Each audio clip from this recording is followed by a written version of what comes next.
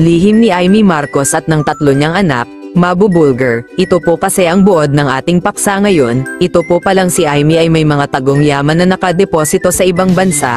Gayon din ang kanyang tatlong anak. Ito po ay ibinulgar ng isang taong matabil ang dila na sa ngayon po ay tsugi na. Opo, tsugi na po siya dahil siguro sa kadaldalan niya. Ganon. Anyway, ito po ay lihim ni Amy na ayaw siguro niyang mabunyag. Yan marahil kung bakit ayaw niyang iwanan ng mga Duterte. Kung todo tanggol siya sa mga ito para marahil wala siyang makaaway na maaring magbunyag ng lihim niyang ito, alam niyang gagamitin ito ng mga Duterte laban sa kanya para suran siya, kung sakaling kalabanin niya ang mga Duterte. Kaya naman, isinakripisyo niya ang kapatid niyang si PBBM para lang sa kaligtasan niya. Hay nako, Amy, bakit ka ganyan? Kung totoo ang balitang ito laban sa'yo, ay sana aminin mo na, para sa katahimikan ng lahat. Bueno, panoorin na lang po natin ang video at kayo na ang humusga. Salamat po. Babalikan natin ang balita noong 2016. Ito'y lumabas sa pahayagan April 5, 2016. At ang pamagat po ay si Amy, tatlong anak niya ay kasama na nakalista sa Panama Papers. Itong Panama Papers ay ang naglabas po nito ay mga pahayagan sa buong mundo sa pamamagitan ng mga investigative journalists.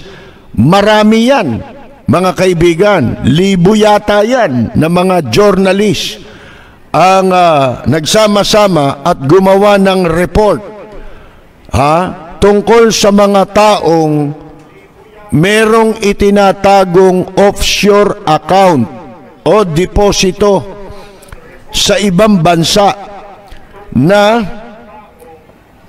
sa mga bansang yan ay ginagawang taguan ng pera.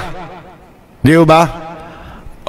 Ang sabi po dito sa balita, si Ilocos Norte Governor siya noon at that time, 2016. At ang kanyang tatlong anak na sina Ferdinand Richard Michael Manotok, Fernando Martin Borgi Manotok, at Matthew Joseph Manotok ay kasama sa mga nakalista, mga taong nakalista na iniuugnay sa offshore financial dealings ng mga mayayaman at kilala base sa mga dokumento mula sa isang law firm,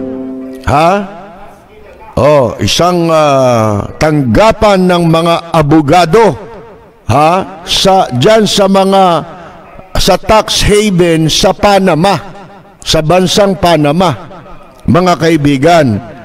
Itong si Matthew Joseph, pakinggan nyo ito, sinasabi po na itong si Matthew Joseph, katulad ng kanyang lolo na si Ferdinand Marcos, ay abogado na rin ngayon at nakapasa sa Philippine Bar noong 2014. Ang International Consortium of Investigative Journalists ay naglathala ng panibagong investigasyon na naghahayag na merong leak o tumagas yung internal files. Ibig sabihin mga kaibigan nabulgar ito, di ba? Kaya nabulgar ito, merong leak na nangyari. Siguro merong nakapaglabas ng dokumento na naglalaman ng impormasyon sa 214,488 offshore entities na konektado sa mga tao na mula sa mahigit 200 bansa at mga teritoryo. O ito, subalit ang ICIJ ay kanilang sinabi na it does not intend to suggest or imply that any persons, companies, or other entities included in the ICIJ offshore links database have broken the law or otherwise acted improperly. Hindi naman daw sinasabi o intensyon na i-imply o ipalagay na ang sino mang tao, kumpanya o anumang entities na kasama dyan sa tumagas na database ng ICIJ ay meron sila, hindi sila lumabag sa batas. Hindi ibig sabihin minilabag sila na batas, or otherwise ay meron silang nagawang hindi tama, mga kaibigan. Ang sabi ng ICIJ, kanilang i-define, an offshore entity is a company, trust or fund created in low tax offshore jurisdiction. Ano ibig sabihin? Ang offshore account, nakapangalan yan hindi sa tao, kundi sa kumpanya, mga kaibigan. Trust or fund created in a low tax, mababa ang buwis nababayaran kapag ka kumpanya, hindi ba? A master client is often an intermediary or go-between who helps a client set up an offshore entity. Ayan meron talagang ang trabaho na kung tawagin master client, sila ang nagbubukas nitong mga account na ito para dyan sa mga nagtatago ng pera. Si Aimee ay nasa listahan bilang master client of M-Trust. Yun ang pangalan ng kumpanya o entity, mga kaibigan. M-Trust ang pangalan. At si Aimee Marcos Manotok. Yan. Noong 2013, na istoryang inilabas ng Philippine Center for Investigative Journalism, ay napaulat na si Aimee ay isa sa mga beneficiaries ng Sintra Trust na itinatag noong pong 2002 sa BVI, in the BVI, as shown by documents uncovered, gaya ng ipinakikita ng mga dokumentong nakalap sa investigasyon ng ICIJ. Ang Sintra Trust at dalawa pang offshore companies ay iniuugnay kay Aimee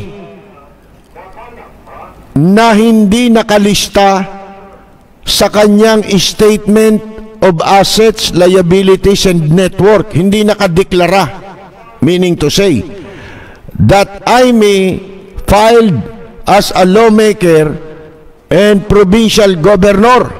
Hindi kasama yan nung siya'y congresswoman pa lamang at naging provincial governor. Wala sa kanyang Statement of Assets, Liabilities, and Network yung mga depositong itinatago nila sa ibang bansa. Si Aimee at ang kanyang mga anak ay nasa listahan ang ICIJ na siyang unang nagsiwalat na itong napakalaking